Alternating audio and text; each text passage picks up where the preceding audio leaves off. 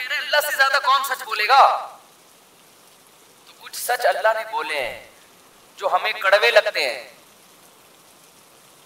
سچ آپ کو پتا ہے نا ہمیشہ کڑوا لگتا ہے نا. دیکھو عقل مند وہ ہے جو اس کڑوے سچ کو مان لے.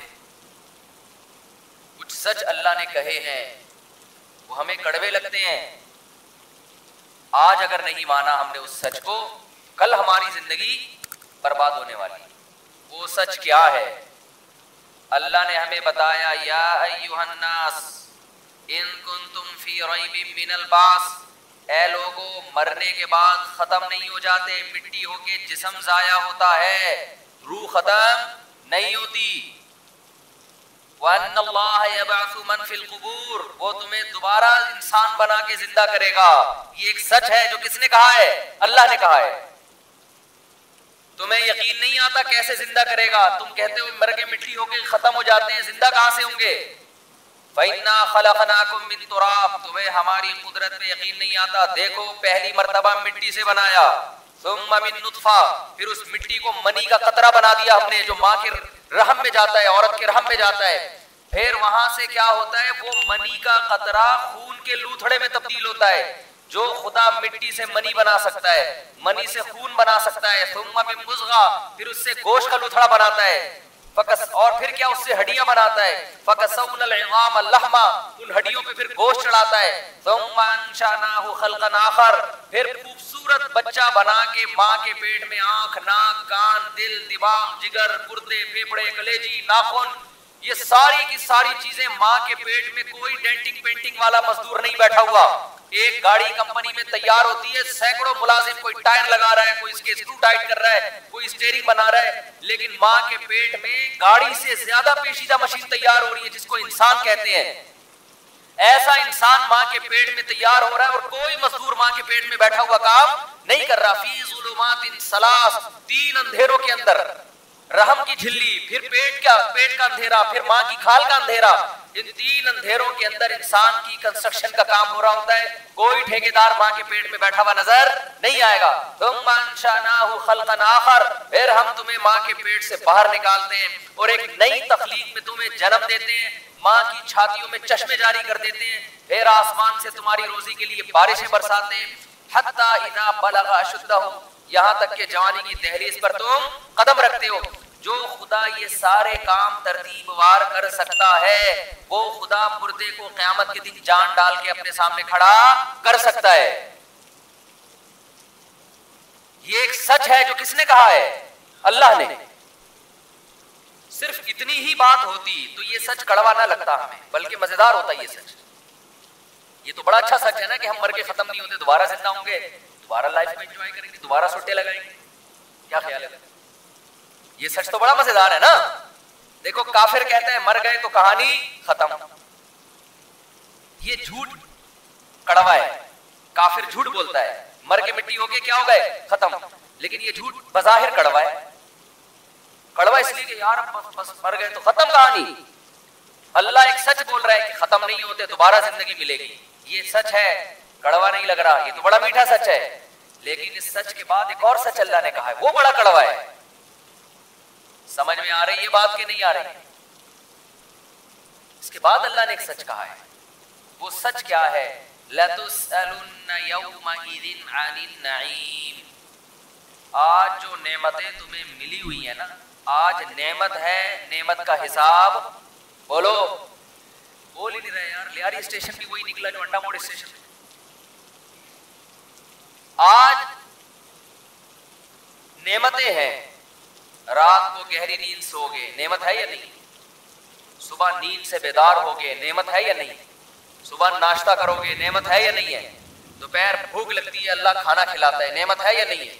آپ کو اللہ نے گھر دیا, ٹھکانہ دیا, نعمت ہے یا نہیں ہے؟ آپ کو آپ کی ماں کا سایہ دیا جس نے آپ کو بچپن میں محبت سے پالا.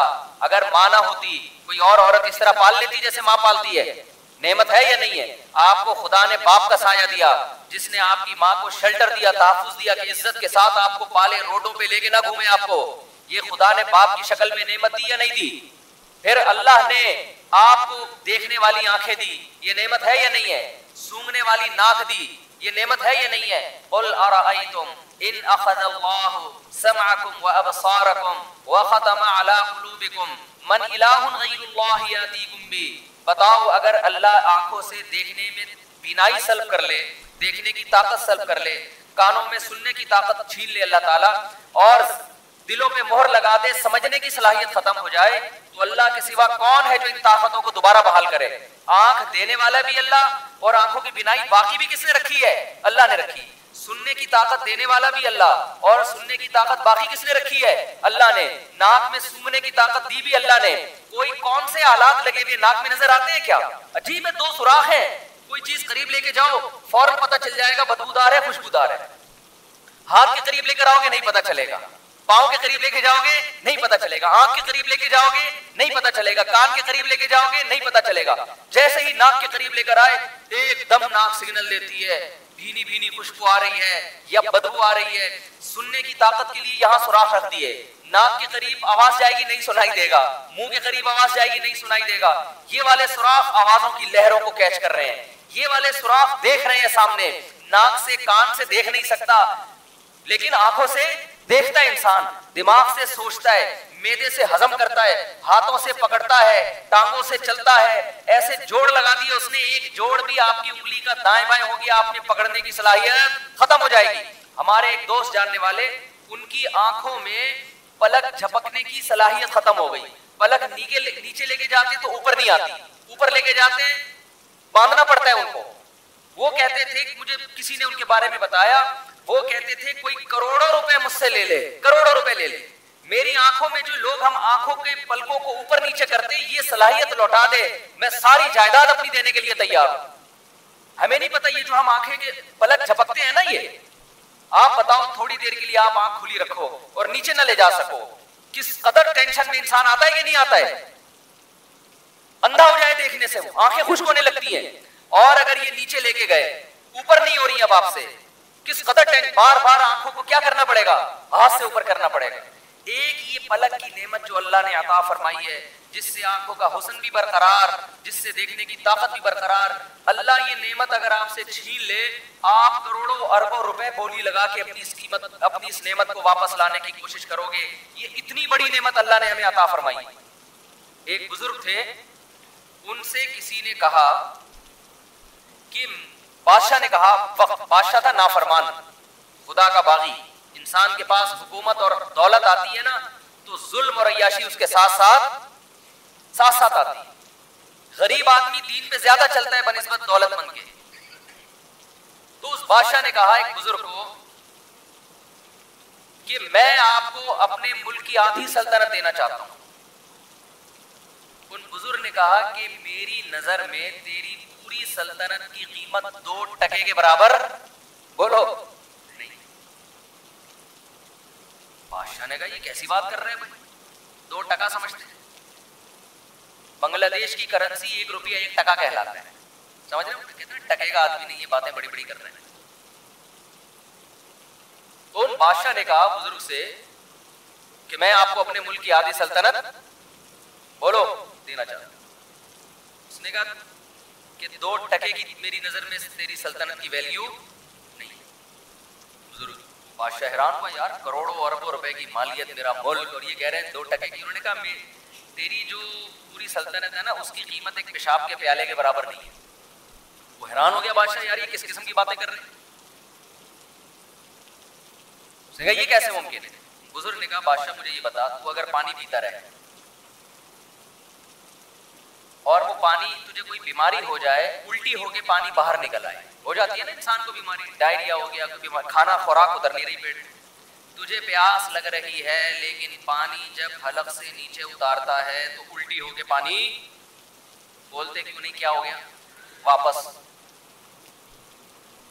یہ بیماری تجھے فرض کر لگ گئی، لگ سکتی ہے، کسی کو بھی لگ سکتی ہے، بادشاہوں کو بھی لگتی ہے بیماریاں، عام لوگوں کو بھی لگتی ہے، جہاز اڑانے والوں کو بھی لگتی ہے، رکشے والوں کو بھی لگتی ہے، ہر طرح کی بیماری کسی کو بھی کسی بھی ٹائم پہ لگ سکتی ہے۔ گورنمنٹ کی طرف سے اس میں کسی پر کوئی پابندی نہیں، خود گورنمنٹ کو بھی لگ سکتی ہے۔ تو بادشاہ سلامت فرض کر لو تجھے بیماری لگ گئی اور پانی تیرے حلق میں نہیں اتر رہا، الٹی ہو جاتی، اور تو نے علاج کرانا شروع کیا. بڑے بڑے حکیم ڈاکٹر عاجز آ گئے. ایک حکیم آیا, اس نے کہا میں تیرا شرطیہ علاج کروں گا, لیکن شرط یہ ہے کہ آدھی حکومت تو مجھے دے دے گا. میں تجھے پیالہ ایسا چورن کھلاؤں گا کہ یہ پیالہ جب تو پیے گا نا پانی کا, تو پانی تیرے معدے میں ٹھہر جائے, لیکن قیمت کیا ہے؟ آدھی سلطنت. اب بادشاہ لوگ تو تلوار رکھ کے بھی چورن لے لیتے ہیں نا, ہے بھائی, لیکن فرض کر تو اس پہ جبر نہیں کر سکتا, تو اب بتا تو آدھی سلطنت اس کو دے گا؟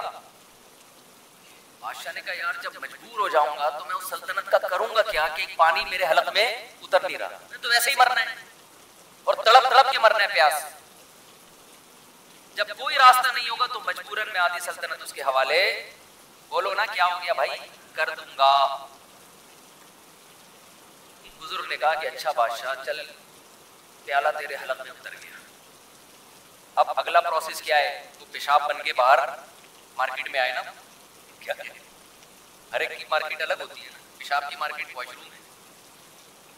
اب وہ پیشاب بن کے نکل نہیں رہا, اٹک گیا. کس قدر تکلیف ہوتی ہے اگر اللہ نہ کرے کسی کا پیشاب کبھی بند ہو. اب پھر تو نے علاج کرانا شروع کیا, سارے حکیم ڈاکٹر عاجز آ گئے. اسی حکیم کو تو نے بلایا, یار تیرے پاس ہی علاج ہے, کسی کے پاس نہیں ہے. اس حکیم نے کہا ٹھیک ہے چورن کھلاؤں گا اور تیرا یہ پیالہ جو پیٹ میں اترا ہے پیشاب بن کے نکل جائے گا, شرط یہ کہ باقی آدھی بھی دے دے. سمجھتے ہو کہ نہیں سمجھتے؟ باقی آدھی جو ریاست ہے نا وہ بھی میرے نام کر دے. بادشاہ ظاہر ہے پہلے تو گن پوائنٹ پہ کوشش کرے گا, بھائی چورن کھلا, فوجیوں کو بھیجے گا, اس کو مارو زبردستی, نہیں ایسا نہ ہو قتل کر دو پھر چورن ہی گیا. نسخہ تو اسی کو معلوم ہے, لیکن کوئی ایسا طریقہ ہے کہ جبر نہیں کر سکتا. تو اے بادشاہ پھر تو کرے گا کیا؟ بادشاہ نے کہا پہلے تو میں کوشش کروں گا بھائی آدھی نہیں, پیسے لے لے, اتنے ریال لے لے, اتنے ڈالر لے لے, اتنی اشرفیاں لے لے, یہ کر لے وہ کر لے. جب مجبور ہو جاؤں گا تو میں ایسی سلطنت کا کروں گا کیا کہ پیشاب ہی نہ نکل رہا میرا, تو مر جائے گا تڑپ تڑپ کے. تو مجبوراً میں اپنی آدھی سلطنت دے دوں.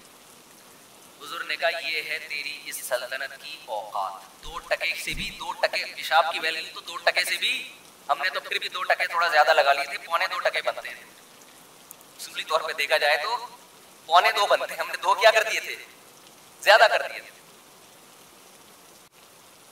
تو بادشاہ یہ ہے تیری سلطنت کی ویلیو. تو نے ایک پیالہ پانی اور ایک پیشاب کی قیمت لگائی. آدھی سلطنت ایک پیالہ پانی ہے اور آدھی سلطنت ایک پیالہ پیشاب کا. میرا رب روزانہ مجھے فری میں درجنوں پیالے پلاتا بھی ہے بغیر کسی معاوضے کے, اور درجنوں بار بغیر کسی عوض کے پیشاب بنا کے نکالتا بھی ہے, اور 1 روپیہ مجھ سے نہیں لیتا.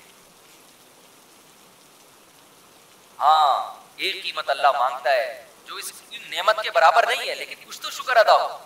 اللہ کہتا ہے میں تمہیں روزانہ درجنوں گلاس پانی پلا کے پیشاب بنا کے نکالتا ہوں, اس کی قیمت ہے فجر کی نماز وقت پہ پڑھنا. یہ سستی قیمت ہے. اللہ آدھی سلطنت نہیں مانگ رہا ہم سے, اللہ ہم سے ہماری بینائی سلب کر لے. بتاؤ جائیدادیں لٹانے پر آ جاؤ گے کہ نہیں آ جاؤ گے؟ کوئی حکیم آئے آپ کے پاس, اللہ نہ کرے اللہ سب کی بینائی سلامت رکھے, بینائی چلی گئی, فرض کرو اللہ نہ کرے. اب میں ہی اپنے آپ سے اور آپ سے سوال پوچھتا ہوں, اس بادشاہ کی جگہ ہم میں سے کسی کی بینائی چلی گئی, علاج کرا کرا کے تھک گئے, وہی حکیم جس نے بادشاہ کی سلطنت کی قیمت 2 ٹکے لگائی تھی نا, جس کو ہم نے بعد میں 2.25 کر دیا, وہ بھی زیادہ لگا دی تھی, وہی حکیم سے ہمارا رابطہ ہوا. وہ حکیم ہم سے کہے کہ جو کچھ تمہارے پاس ہے, پراپرٹی ہے, زیور ہے, گاڑی ہے, رکشہ ہے, گٹکا ہے, جیب میں پان ہے, کچھ بھی چھپا کے رکھا ہوا ہے, سارا دے دو تو 2 آنکھوں کی نہیں 1 آنکھ کی بینائی لوٹا دوں گا. بتاؤ راضی ہوگے کہ نہیں ہوگے؟ آپ بولو گے فٹ پاتھ پہ سو لوں گا, بھیک مانگ کے گزارا کر لوں گا, بینائی چاہیے. لیکن اللہ ہم سے یہ آنکھوں کے بدلے میں یہ سب کچھ نہیں مانگتا. اللہ ہم سے کہتا ہے جب میں نے یہ تمہیں بینائی کی نعمت دی ہے, اس نظر کو حرام جگہ استعمال مت کرو, بس یہ قیمت. پیسے نہیں مانگ رہا اللہ ہم سے, اللہ کیا کہہ رہے ہیں، اس کی قیمت کیا ہے؟ اس آنکھ سے اپنی ماں کو دیکھو، اس آنکھ سے اپنی خالہ کو دیکھو، اس آنکھ سے اپنی پھپھی کو دیکھو، اس آنکھ سے اپنی بھتیجی کو دیکھو، اس آنکھ سے اپنی بھانجی کو دیکھو، اس آنکھ سے اپنی بہو کو دیکھو، اس آنکھ سے اپنی بیوی کو دیکھو، اس آنکھ سے اپنی بہن کو دیکھو. اس کے علاوہ جتنے رشتے ہیں ان کی طرف تمہیں آنکھ سے نظر اٹھانے کی اجازت نہیں ہے. پابندی. سستا ہے، یہ بہت سستا ہے. درختوں کو دیکھو، پہاڑوں